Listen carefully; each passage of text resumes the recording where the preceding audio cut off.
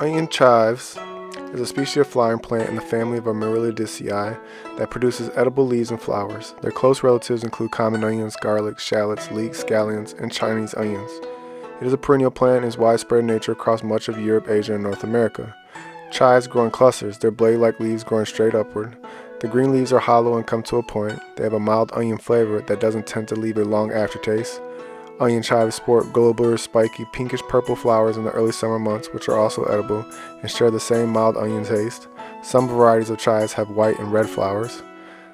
Onion chives will grow perfectly well in a position in full sun or partial shade. They grow best in fertile, moist, but well-drained soil. Dig in plenty of organic matter such as garden compost, well-rotted manure, or other soil improvers, especially in very well-drained sandy soils to hold moisture.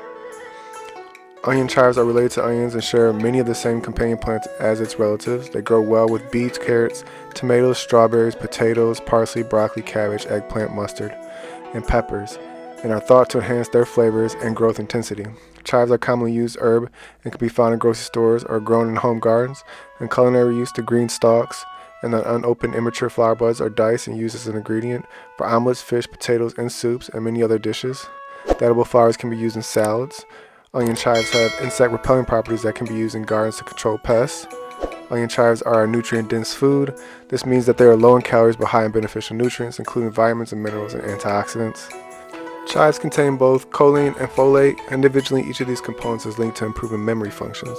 Studies show that adults who eat more foods with choline in them do better on cognitive tests, while people with low levels of choline seem to be at a higher risk of developing Alzheimer's.